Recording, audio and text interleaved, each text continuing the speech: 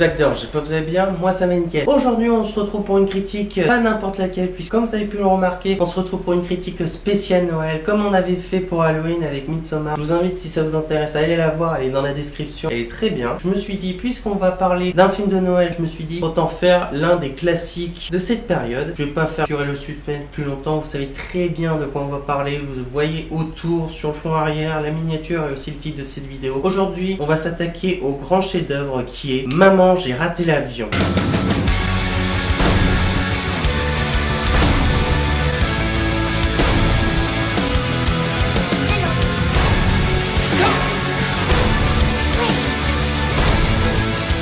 Eh les gars, vous abandonnez ou vous en voulez encore?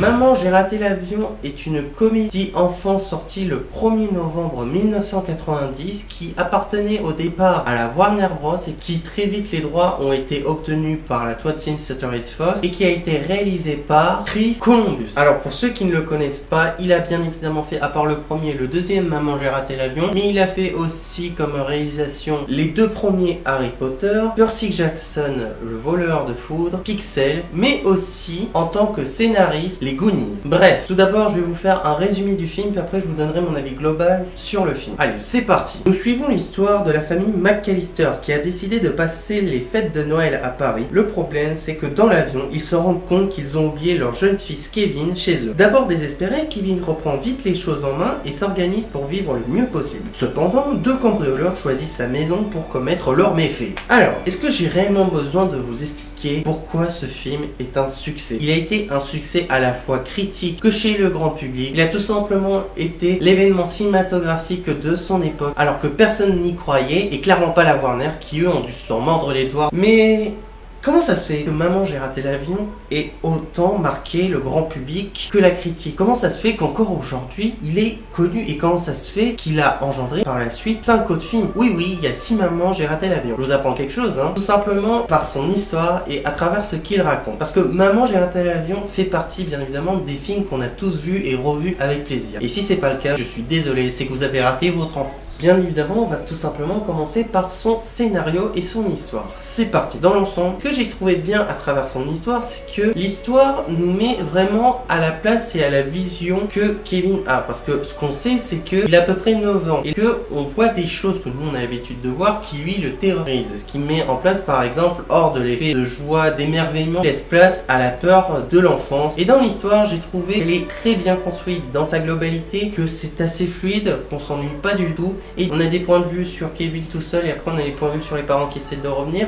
Des fois on peut se dire que ça peut être chiant, pénible ou long. Non, pas vraiment, parce que là ce qui est intéressant c'est que ça avance un peu plus l'histoire. Parce que si on se disait juste qu'on suivait l'histoire de Kevin, à la limite on se demandait mais il faut quoi ses parents? Donc en vrai, cette démarche de mettre en place deux côtés, d'un côté le point de vue des parents qui essaient de revenir chez eux pour aller chercher leur fils, et d'un autre Kevin qui profite de la vie et qui doit se débrouiller à gérer les deux cambrioleurs, ça marche plutôt bien cette construction. Et ça marche aussi à travers les personnages. Et je trouve que à travers le visionnage de ce film, ils ont l'intelligence de nous mettre en place certaines morales à prendre en compte, par exemple les regrets, mais également comprendre les valeurs de la famille. Ça, ce sont des valeurs à peu près classiques qu'on peut voir tous les jours, mais qui marchent pourtant très bien pour ce film parce que en soi, elles passent un peu des fois inaperçues, des fois il y en a d'autres qui le marquent, mais surtout ce qui marque à travers ce film, c'est que sans s'en rendre compte, ça nous permet d'apprécier plus le film. Et c'est ça qui fait son effet, c'est que tout simplement, à travers de nombreuses choses qu'on pensait que cette petite comédie n'allait rien faire, ça a tout simplement donné quelque chose de merveilleux pour la période de Noël. Et dans sa globalité, pour conclure, l'histoire, comme je vous l'ai dit, elle est très bien construite, elle met en place parfaitement la magie autour de ce film, bien sûr bien présente et qui est assez importante et profonde pour le réalisateur parce que c'était son rêve de pouvoir faire un film dans le thème de Noël et ça se voit qu'il se lâche à faire quelque chose de merveilleux. Les morales aussi qui sont excellentes, c'est un bon mélange qui permet de faire un bon film. Après, la réussite de ce film, hors de son histoire, c'est aussi par exemple les effets. Alors quand je dis effets, là, contrairement à des films genre Black Panther, Wakanda Forever, quand j'ai fait une critique, ou encore Black Adam, dont j'ai fait également une critique, là l'intelligence de ce film, c'est qu'il y a des effets spéciaux, mais plus des effets spéciaux pratiques, c'est-à-dire avec des rangs, trous, à tel point que ça donne un effet au film qui permet d'être une comédie. C'est un film qui arrive à être drôle à travers sa mise en scène, mais également la scène de fin. Pour comprendre ça, c'est que les scènes de Maman, j'ai raté l'avion ont inspiré des millions de cinéastes, à tel point que tout le monde a voulu voulu des chutes à Maman j'ai raté l'avion. Et vraiment, il y a certaines scènes avec effets qui sont tout simplement magiques. Par exemple avec la musique iconique de Maman j'ai raté l'avion. La neige ajoute un effet de période genre la magie de Noël. Et vous voulez une anecdote? C'est que tout simplement, ils voulaient de la neige, sauf que là où ils étaient, il n'y avait pas beaucoup de neige. Et du coup, vous savez ce qu'ils ont dû faire? Ils ont dû faire de la neige à partir de peaux de patates. Oui, littéralement, de patates et tout. Et qu'au bout d'un moment, ça pourrissait et ça faisait une odeur nauséabonde. Bon, en même temps, la magie de Noël demande des conditions. Et dans l'ensemble, les décors sont tout simplement bien respectés sur tout son ensemble. Ça permet d'ajouter l'effet de comédie qui permet la réussite de ce film, mais également l'effet émotion qu'on peut voir à certaines scènes importantes du film, dont la scène vers la fin. Maintenant, on va passer à un autre point qui me tient énormément à cœur, parce que là, on va parler de la musique, surtout de la musique d'un compositeur que je vous avais déjà présenté, je vais vous le préciser un peu après, mais que tout simplement, je dois vous dire que la musique de ce film est une énorme claque émotionnelle qui, sincèrement, même si vous n'êtes pas fan de musique, même si vous n'êtes pas fan de Maman j'ai raté l'avion, on ne peut pas nier que la musique de Maman j'ai raté l'avion est une grande réussite, et pas des moindres, parce que sur le gâteau, la musique de ce film a eu 2 nominations aux Oscars pour la meilleure musique et la meilleure chanson originale. C'est que tout simplement la musique de ce film a été composée par John Williams. Je vous l'avais déjà présenté dans ma critique Star Wars 1 qui date un peu, mais si vous voulez la voir, elle est aussi dans la description si ça vous intéresse. Mais pour vous préciser, il a fait, à part Maman j'ai raté l'avion 1 et 2, les 3 premiers Jurassic Park, les 3 premiers Harry Potter, les 2 premiers Dents de la Mer, La Guerre des Mondes, La Liste de Schindler, Il faut sauver le soldat Ryan, Sugarland Express, E.T. et les 4 Indiana Jones, dont le 5e qui va sortir en 2023. La réussite de cette musique, c'est de nous transmettre de l'émotion, parce que la grande mission des films d'aujourd'hui, c'est de nous faire ressentir de l'émotion. Et Maman j'ai raté l'avion n'échappe pas à la règle. On voit que grâce à John Williams, il a réussi à transformer une petite comédie de Noël en un grand film émotionnel. On le voit parce que les scènes émouvantes que je vous ai dit, celle avec la neige, avec la conclusion d'un des personnages vers la fin du générique, qui est tout simplement touchant. Vraiment, dans son ensemble, la musique est une perfection à la virgule près, parfaitement bien tempo, avec son moment, sa thématique, mais surtout ce que doivent ressentir les personnages. C'est un film qui ne cherche pas que à être une comédie pour enfants, il cherche à être perfectionniste et à être parfait à la virgule près pour chaque détail, que ce soit pour les effets, l'histoire, la musique, mais également sur le prochain point que je vais vous présenter. Et j'adore la musique de Maman j'ai raté l'avion. Pour moi, Maman j'ai raté l'avion fait partie des films que tu dois au moins voir pour Noël. Mais donc pour revenir, on va passer à l'avant-dernier point qui est les personnages. Alors comme je vous l'ai dit, le film cherche à être perfectionniste sur le soin qui est abordé pour les acteurs. Chaque acteur a une place prépondérante au film, que ce soit Kevin, le petit garçon, on peut tous être représentés avec cette brillance d'intelligence et de malice dans ses yeux qui permet à lui d'être extrêmement attachant, mais également le duo des cambrioleurs que tout le monde adore. Vraiment, c'est un duo iconique, à tel point qu'on peut se dire que ça a failli pas être ce duo là